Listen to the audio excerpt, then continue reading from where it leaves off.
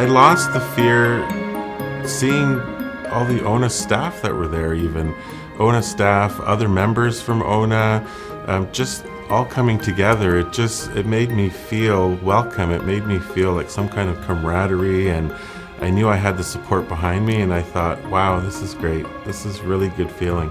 First time I ever attended Pride was, maybe 15 years ago.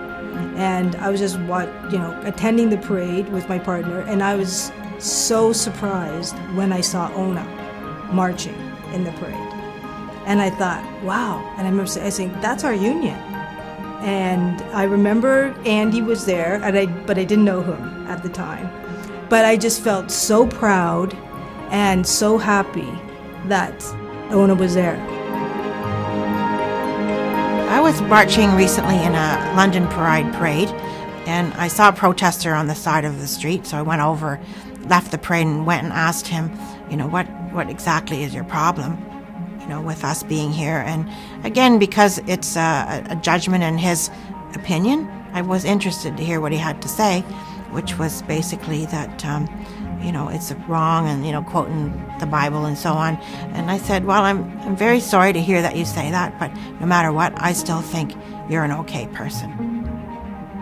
And I just went back on the parade. I mean, I can't change his point of view, but, if you don't have a dialogue, and I have had dialogues with some friends of mine who are very sort of old school, you might say, that really do believe that it's a sin. And, just to have the conversation, it opens the door to breaking down that barrier, which many years ago you wouldn't have the conversation.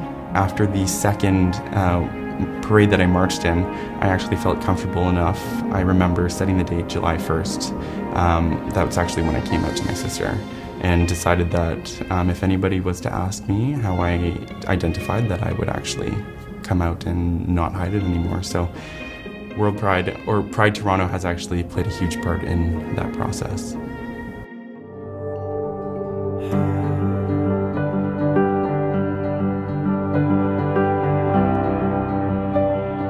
The milestone that really stuck out for me is 69, actually the year of the Stonewall revolutions in the States. That Trudeau made that remark that the government has no business in the bedroom of the nation. And I think that's a great remark, because that's how I feel.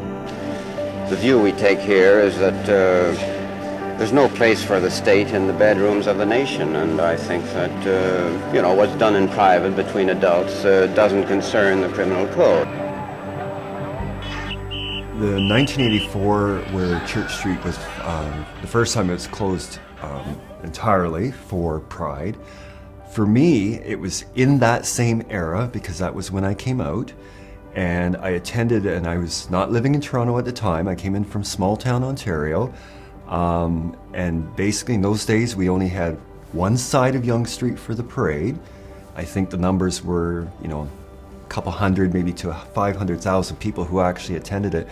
And to me it was a turning, so it was coming out, but it was also the beginning of Pride. It's the beginning of Pride in Toronto. So to me it has a dual importance.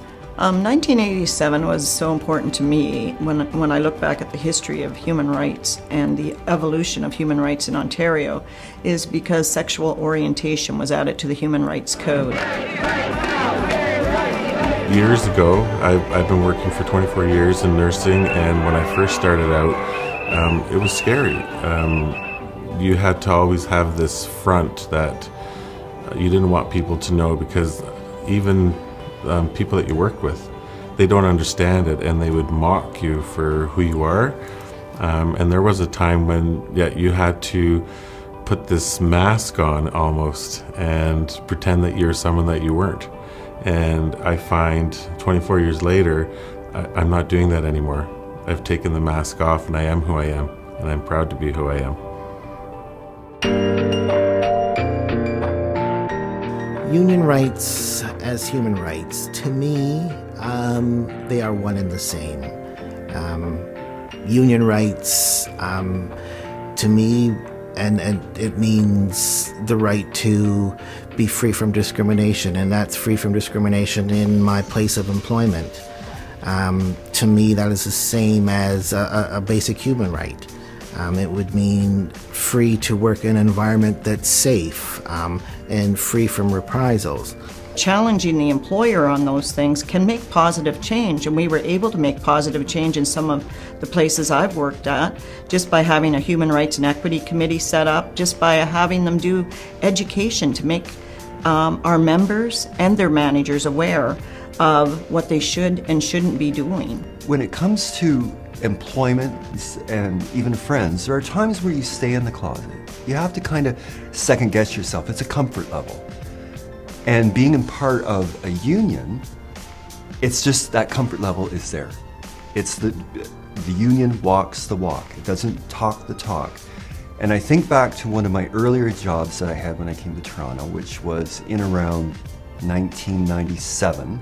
It was at a financial organization downtown, corporate, and in the washroom on the bathroom stall, it's not long ago, it actually said, "Kill all fags."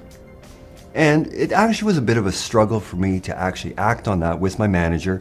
At that time, in that organization, there wasn't a lot of structure or anything around human rights and equity. When you see words like that scrawled, that's you, right? That's who you are. ONA members are telling us that, unfortunately, it's still not safe to come out at work. And this causes anxiety for people every day. Even simple conversations with colleagues about weekend plans, for example, can cause LGBT workers to have to choose between lying to their colleagues or risking their disapproval, alienation, hostility, and sometimes isolation in the workplace. Well, I think the one wish I have is the next generation that's coming up will not have that same fear and anxiety that I grew up with, which is that everything is kind of secretive. You can't say who you really are, and if someone asks you a question, you have to filter it, as you can't really speak your mind and say, this is who I am. I'm a gay person and I'm proud of it. So the next generation coming up will not have that fear, that they can be who they really want to be and not be afraid. Well, I guess my wish would be that, I think the goal is to probably no longer have a need for human rights and equity caucuses, that, it's just a given that, each and every one of us has the same rights as the person next door. And we no longer need legislation to ensure that, these rights are afforded to individuals. It really worries me that in countries like Kenya or an African country, and it's actually getting really worse there, that they just recently have passed laws that gay people can be put to death. That's just horrible, horrible, horrible. And we should, as a world community, fight against that. It's so hard to articulate what's at the core of homophobia, but there certainly is an element of moral judgment, and it just doesn't have any place in our union, in our workplaces, or in society. So my one hope would be that we could just do away with that judgment and just recognize and affirm the human dignity in each and every one of us.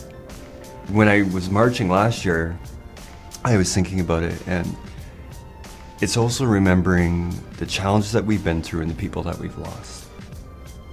Having lived through the AIDS epidemic and lost a lot of close friends, I was remembering them. So that's where it gets a little emotional, sorry. I thought I was ready to say that, but obviously I wasn't. Oh, man.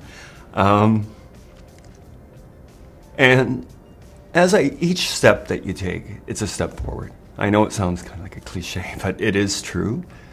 And one of my hopes is that someday we won't need a parade.